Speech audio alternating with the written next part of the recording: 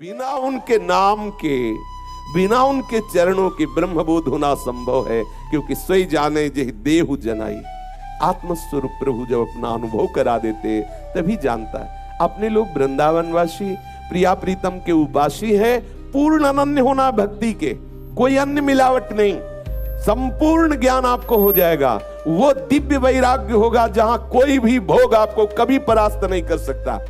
देखो, बड़े बड़े त्यागी जन देखे गए, कभी कभी वार्ता में उनका त्याग झलकता है। देखा, तुम क्या समझते हो, नौकर चाकर थे, इतना इतना ऐसा ऐसा ये त्याग कर, जानते हो हम किस उसमें पद में थे, इतना ऐसा सब। उसके प्रति यदि महत्व बना हुआ है, आप एक लंगोटी लगाए हुए हो, तो आप सच्चे त्यागी नहीं हो। और यहां भक्ति कैसा त्याग कराती है, वमन की भांति। वमन, उसका महत्व ही खत्म। वमन त्यागने का कोई महत्व होता है? मल त्याग का कहीं पोस्टर मिला है आज तक किसी का लिखा हुआ कि आज हम 300 ग्राम मल त्याग कर आए? ऐसा कहीं मिला है? मलवत संसार का त्याग, वमनवत भोगों का त्याग, ब्रह्मलोक तक के भोग वैभव को विषवत त्याग, यह है भक्ति का चमत्कार। ब्रह्मादिक के भोग सब विष सम लागता है। अभी पीछे चर्चा में सुना पूज्यपाद श्री रूप गोस्वामी सनातन गोस्वामी की महिमा का वर्णन श्री नाभा गोस्वामी जी कर रहे, तो बोले वमन वांत की तरह, वमन की तरह उन्होंने भोगों को त्याग दिया। गोस्वामी तुलसीदास जी कह रहे, रमा बिलास राम अनुरागी तजत बमन जन जिमि बड़ भागी, कि वो उल्टी के समान, बमन के समान त्याग देते हैं। बहुत आनंद का विषय कि हमें भक्ति का मार्ग मिला है। पूर्ण अनन्य होने की जरूरत है, ये बात बैठा लीजिए। ना इसमें योग की जरूरत है, ना इसमें कर्म कांड की जरूरत है, ना इसमें ज्ञान कांड की जरूरत है। आप भक्ति का आश्रय लीजिए, सम्यक कर्म कांड प्रकाशित हो जाएगा। जब तक उपासक का शरीर स्वस्थ है, इंद्रियां बलवान है, तभी तक आप ऐसी स्थिति प्राप्त करने का उपाय कर लीजिए जो निरंतर भगवत चिंतन स्वाभाविक चलने लगे। यदि आप ऐसी स्थिति में विषय भोगों में समय नष्ट कर दें कि अभी तो यौवन अवस्था है, खूब खेलो कूदो, संसार के दृश्यों में आनंदित रहो, तो जब आपका शरीर रोग से ग्रसित होगा या किसी घटना से आपका शरीर किसी तरह अंग भंग हो गया, कोई भयानक आपके साथ विपत्ति आ गई, तो आप फिर भगवत स्मरण नहीं कर सकते। महापुरुषों के अनुभव हैं। अगर सुख में आपने हरि का स्मरण करने का अभ्यास नहीं किया तो दुख में नहीं हो सकता।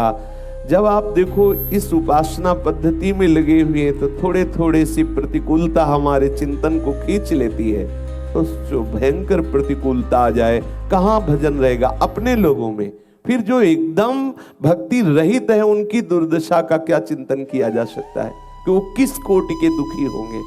सावधान होकर के जीवन की धारा को स्वस्थ रहते हुए प्रभु में पूर्ण रूप से लीन कर दो, फिर कैसी भी परिस्थिति आवे कोई परवाह नहीं रहती। अभी सावधान। बड़े बड़े महापुरुष इस बात के लिए उच्च स्वर से अपनी वाणियों में गायन किए हैं कि जब तक आपका शरीर, तभी तक मन प्रभु में लगा सकते हो। नहीं, जहां शरीर रोगी हुआ, जहां विपत्ति आई, जहां कोई घटना घटी और प्रभु से अपनापन हुआ नहीं, तो जिनका आश्रय लिया वो सब दुखालय शाश्वतम वाले हैं। फिर आपकी दशा क्या होगी? दुर्दशा में बदल जाएगी।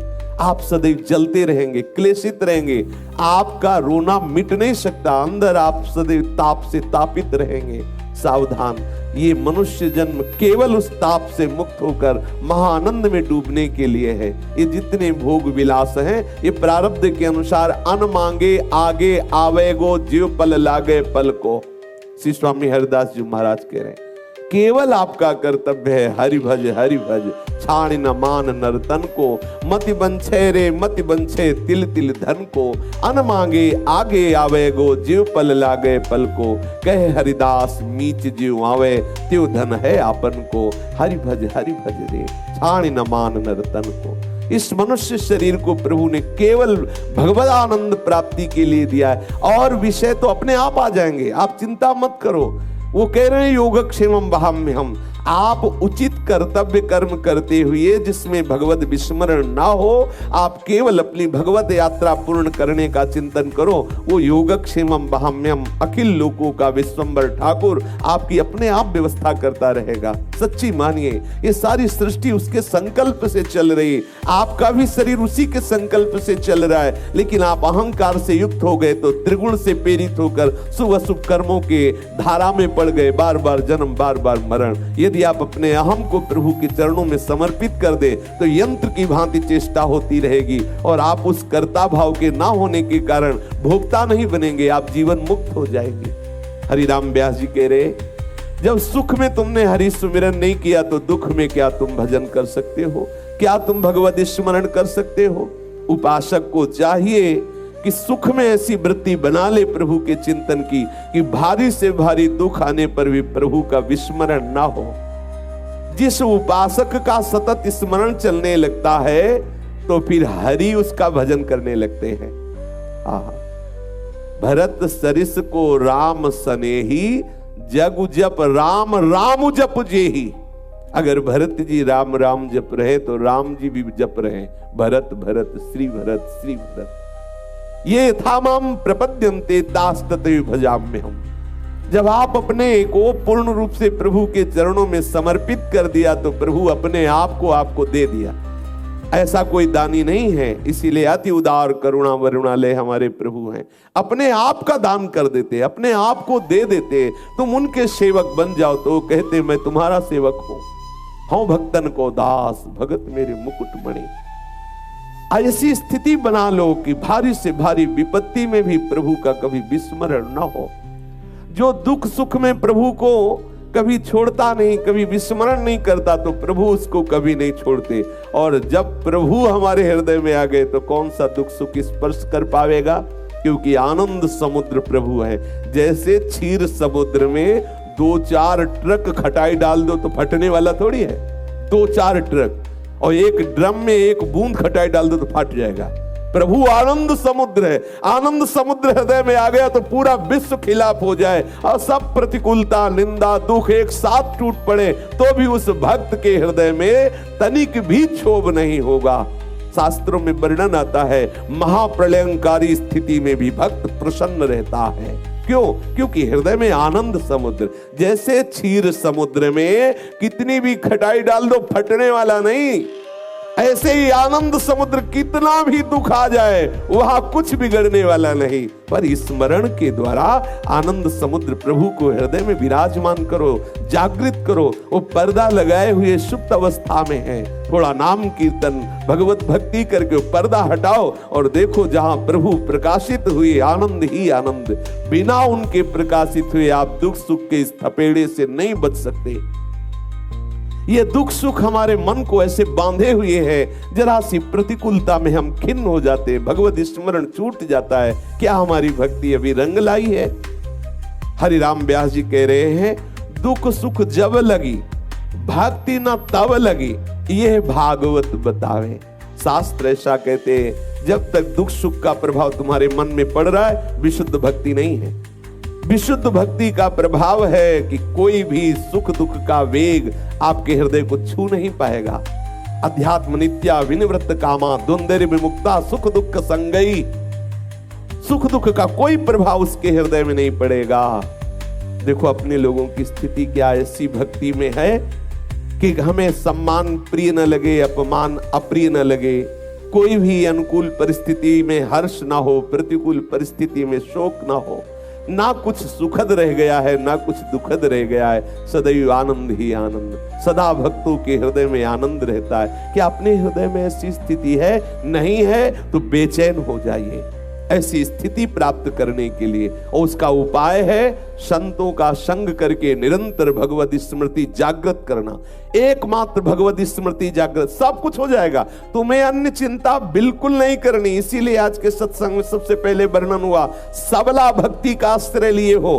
भक्ति पुष्ट होती है हरि स्मरण से। आप हरि स्मरण पर ध्यान दीजिए, सारी स्थितियां आपकी जागृत हो जाएंगी।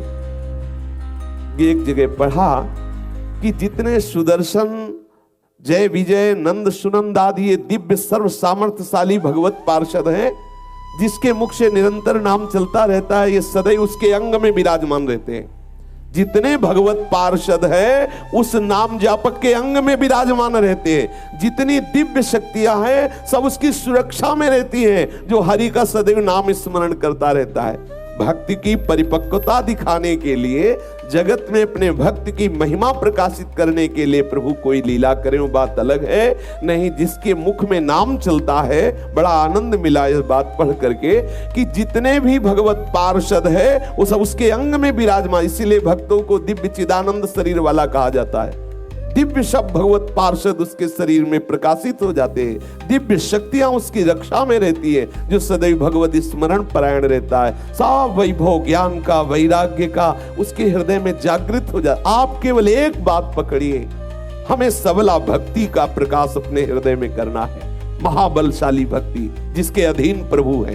प्रभु को भक्ताधीन कहा गया है। अहम भक्त पराधीन हो, देखो कितनी सबल है भक्ति, कितनी सबल है। कभी कहीं ऐसा लिखा मिला हो आज तक किसी शास्त्र में कि मैं ज्ञानी के अधीन हूं? कहीं लिखा मिला हो तो मैं बताना।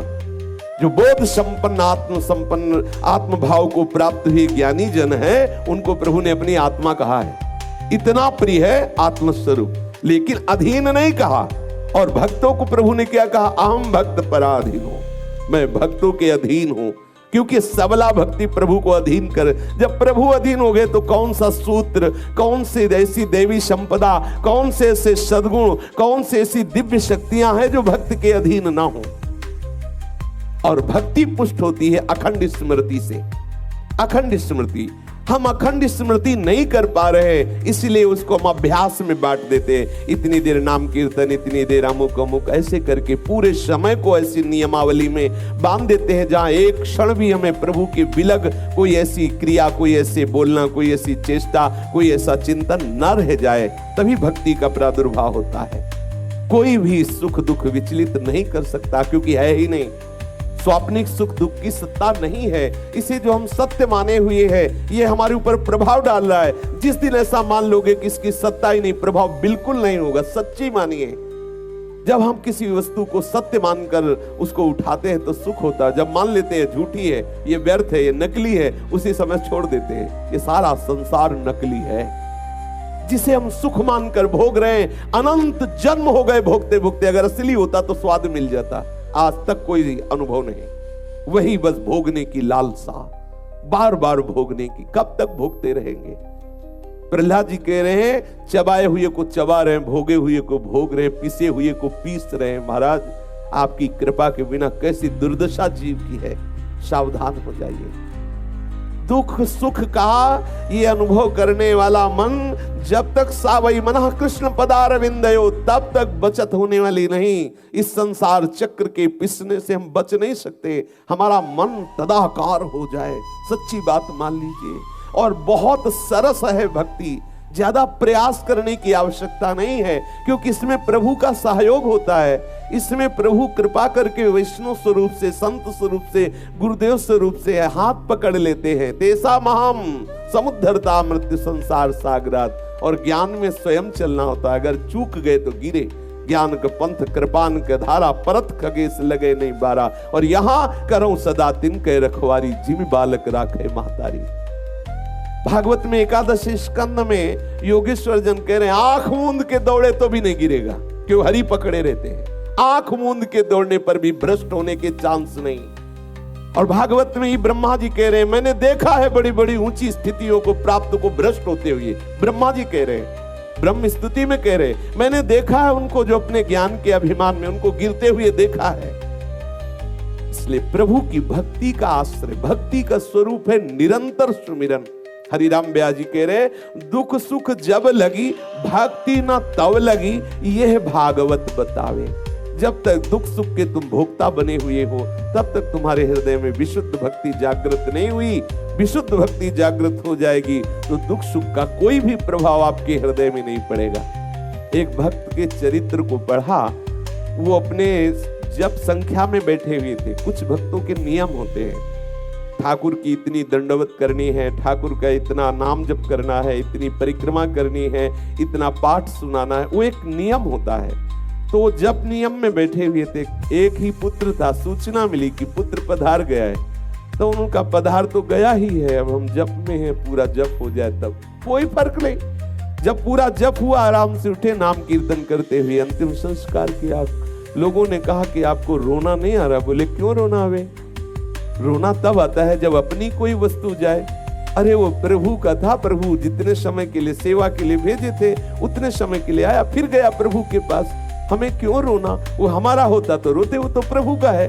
ये भक्ति होने के कारण दुख सुख का कोई प्रभाव नहीं पड़ता। सच्ची मान लीजिए, भारी से भारी दुख भी उसके लिए आनंद का विषय होता है, क्योंकि दुख सुख का भोक्ता मन प्रभु के चरणों में लगा होता है। यदि हमें दुख सुख व्याप रहा है तो अभी विशुद्ध भक्ति नहीं आई।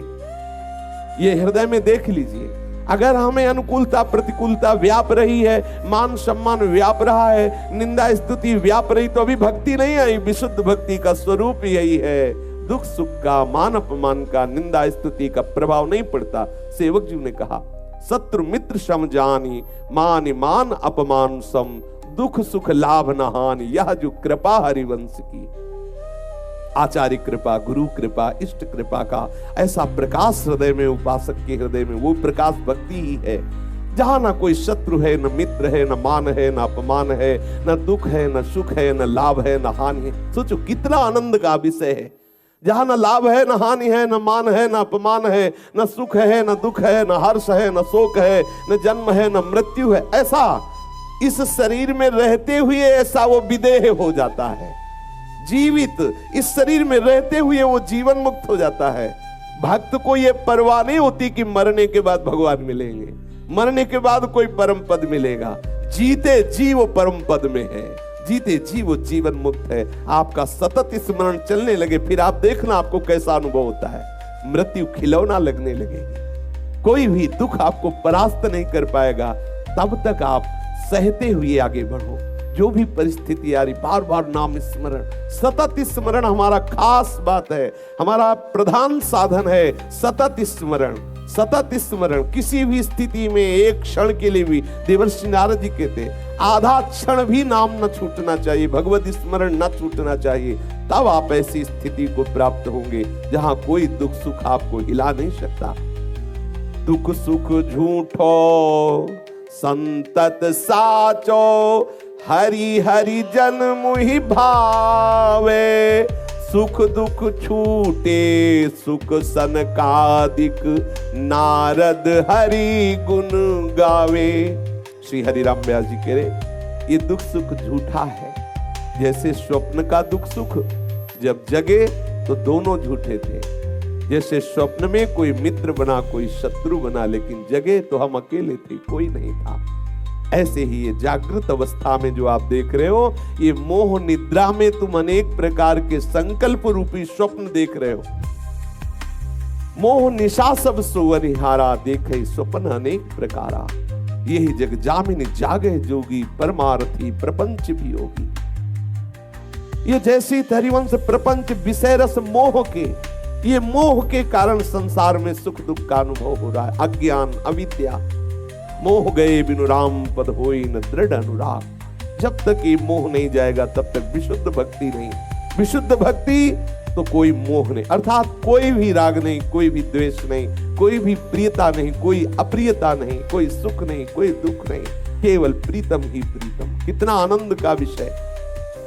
श्री सुखदेव जी, श्री नारद जी, श्री सनकादि जी, ये सब दुख सुख से छूटे हुए महापुरुष हैं और हमारे प्रभु का जस गान निरंतर करते रहते हैं। उपाय भी बताया, बोले दुख सुख छूटे हुए सुखदेव जी, नारद जी, सनकादि जी हैं जो निरंतर हरियस गाते रहते हैं। ये उपाय है, निरंतर उनका नाम, उनकी रूप, उनकी लीला, उनके चिंतन में मगन रहना, दुख सुख की स्थिति से ऊपर उठ जाना, दुविधा से ऊपर उठ जाना, भगवदाकार वृत्ति हो जाना। बड़ा रसमय विषय है। एक बात पकड़ लो, मुझे छोड़ना नहीं प्रभु को।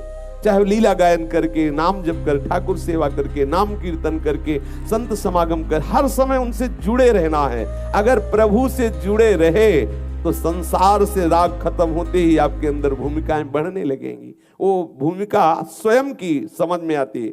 श्री हरिवंश प्रमाण मनम, आपके मन में प्रमाण आ जाएगा आप किस भूमिका के उपासक हैं। कितना प्रभाव संसार का आपके ऊपर पड़ रहा है, कितना प्रभु का पड़ रहा है। ये उपासक को जांचते रहना चाहिए। हरिराम व्यास जी कह रहे, ये विधि निषेध गुण दोष दुख सुख ये विषयीन बांध ही नचावे।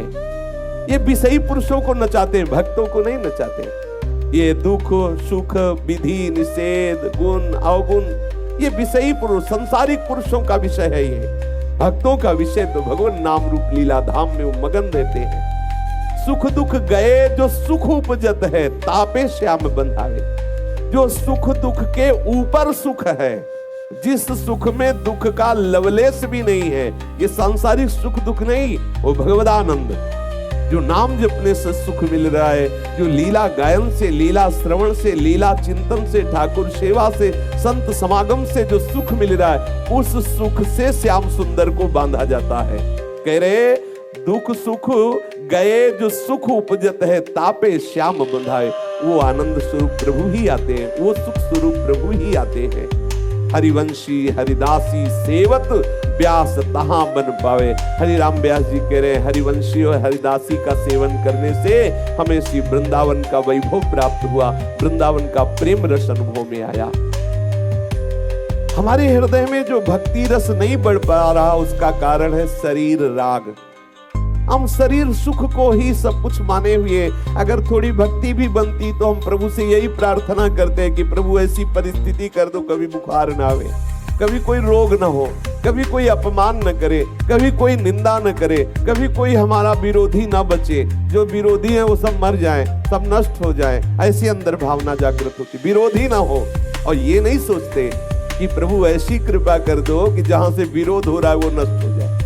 विरोध कहां से हो रहा है? मन की मलिनता से। मन की मलिनता मिटी कि सारा जगत हमारा इष्ट स्वरूप है। कितने दिन शरीर रहेगा, कितने दिन रहेगा? भाई जी श्री हनुमान प्रसाद पोद्दार जी अपनी वाणी में वर्णन करते हैं कि ये कुछ ही दिनों में खबर फैलने वाली है कि तुम मरे। भाई जी की वाणी है। ऐसे ही सोचना चाहिए, रोज सोचना चाहिए। एक बार तो बैठ के थोड़ी देर ये सोचना ही चाहिए कि किसी न किसी दिन ये बात आएगी कि मृत्यु आ गई नजदीक। जी देखो घबरा जाएगा, तुम्हारा ये मकान छूट जाएगा, तुम्हारे रिश्ते नातेदार छूट जाएंगे, तुम्हारे परिवार के सब छूट जाएंगे, खबर फैल जाएगी।